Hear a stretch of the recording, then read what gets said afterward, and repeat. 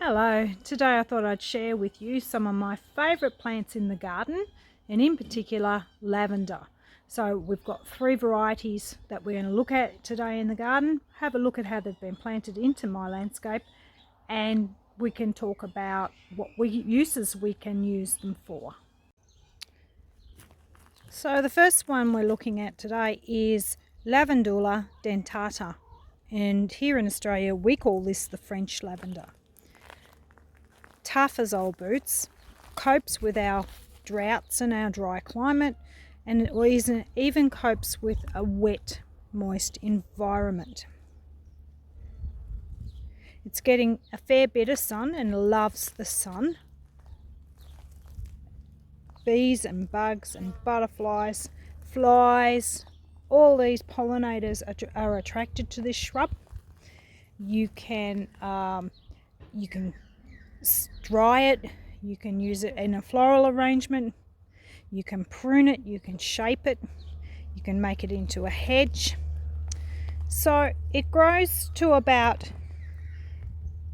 a metre, and with a spread of about 1.5 metres, and it doesn't seem to be worried by the wind that we've had here recently. The flowers are very chubby, so they're broader than most of the other lavender species, and the leaves are serrated. I'll give you a close-up of that. So they're a little bit different to that. They're not used as an oil lavender or in culinary purposes or other things, because they've got quite a good or high camphor content. So that makes them quite strong. And saying that, they're very useful for smelling and having in an environment, putting them in the house.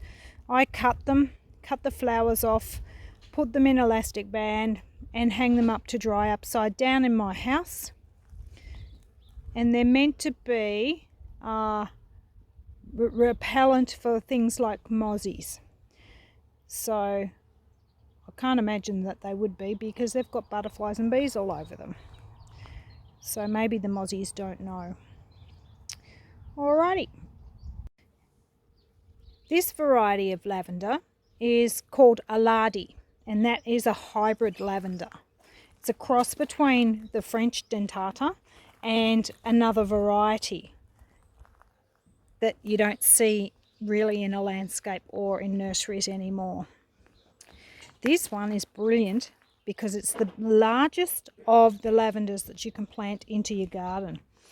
As you can see, it's got a huge spread there, probably 2 metre spread, height up to 1.5 metres, and it has very tall spiky flowers on it.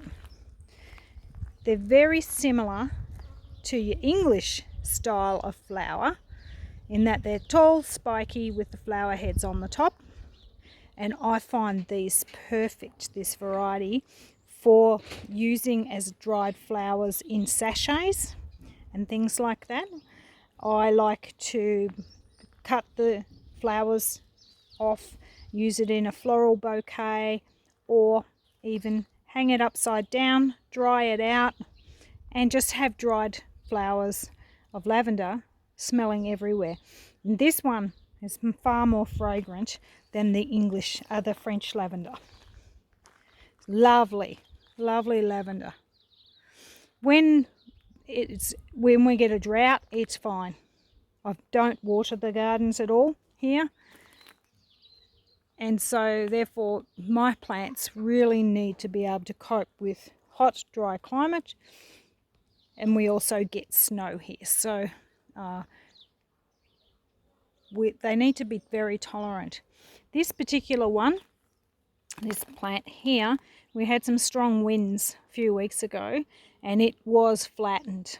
And as you can see, with a little bit of help from my pruning shears, it's come back and it's very upright. So it's lovely. Very pleased with this one. This is a lardi lavender.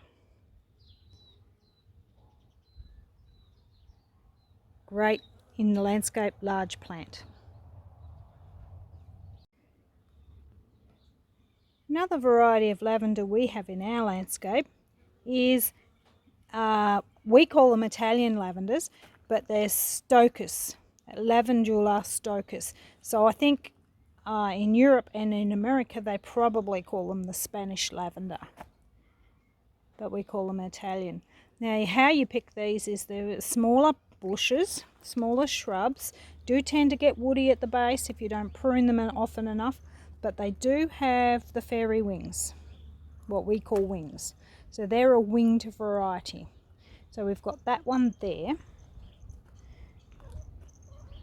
Then we've got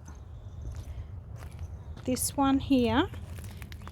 It's got lots and lots of bees on it at the moment. Now these aren't used in for essential oil either, or culinary purposes or medicinal purposes.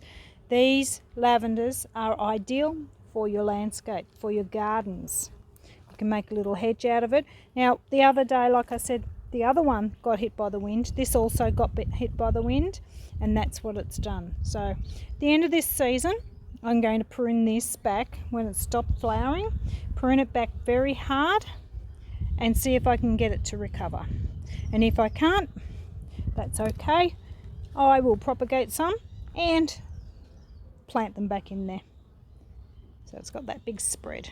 You could also layer it onto the ground, scratch it a bit, bury it in the ground, and you would make little plants from that, called layering.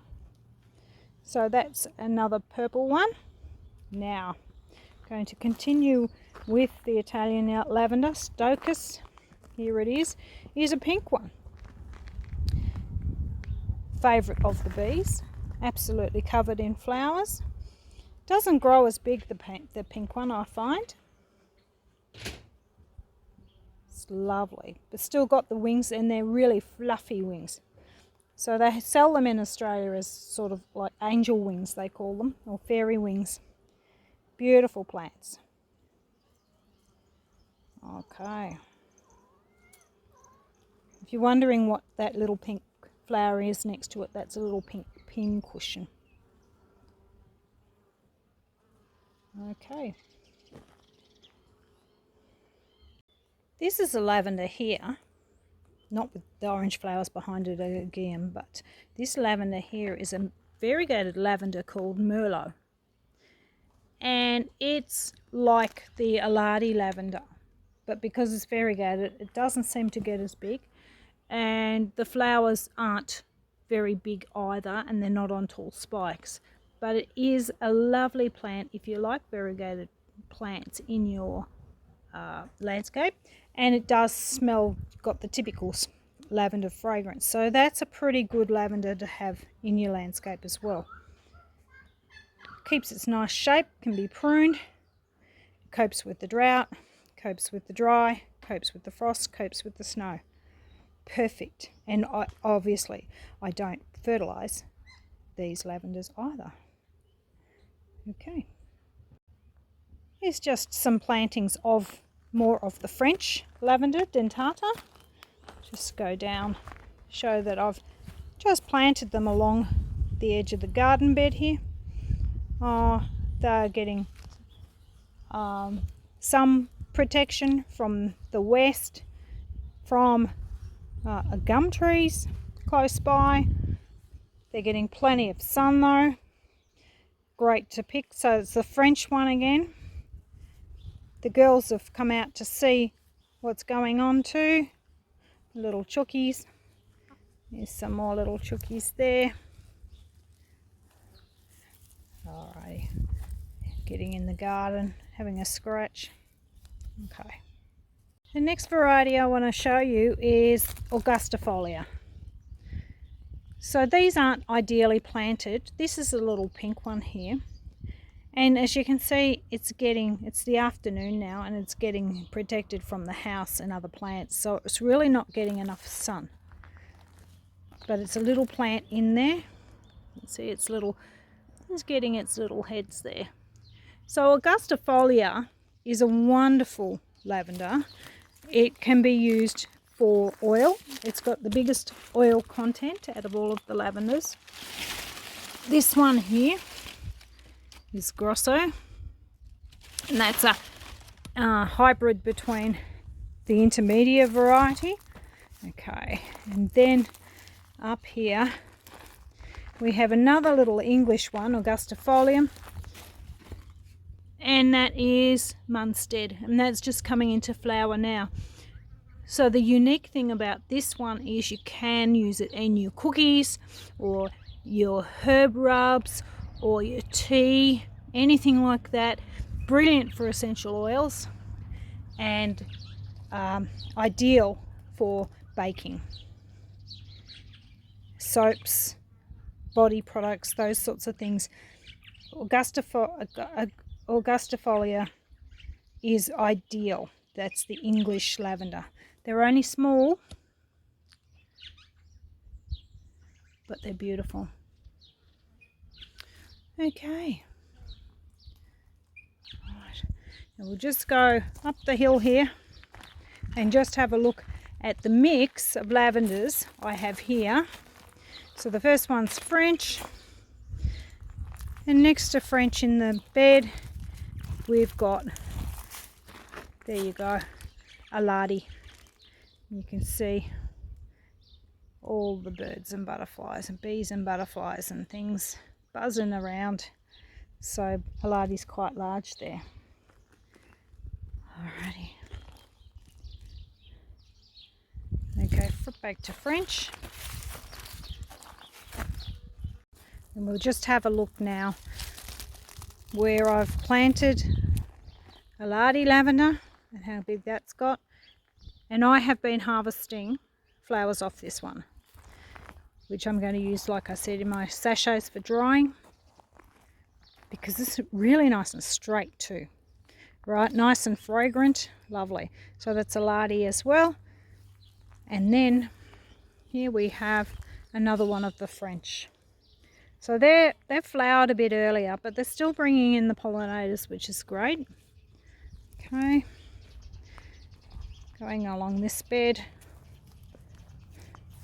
I have another planting of the French. Often the advice is not to plant lavenders close to anything else because they need the air. But in our environment in Australia, it doesn't seem to worry them. They can be squashed in with other plants. It's not a problem. But the French is the beautiful one in our gardens here, but just not ideal for using as a lavender product, as a herb. Okay, thank you for joining us today. Please like and subscribe if you like this content, and have a look at our other videos if you're interested. We'd love to have you join us. Bye. Hi there. I hope you've enjoyed our content today. Lavenders are one of our favourite plants in the garden here at Mimosa Heritage Plant Farm. If you've enjoyed this video and would like to have a look at more, we've got more on YouTube. If you were to like this video or subscribe, you would get those videos. You'd be able to see those without a problem. We'd really appreciate your support. Thank you. Have a great day. Bye.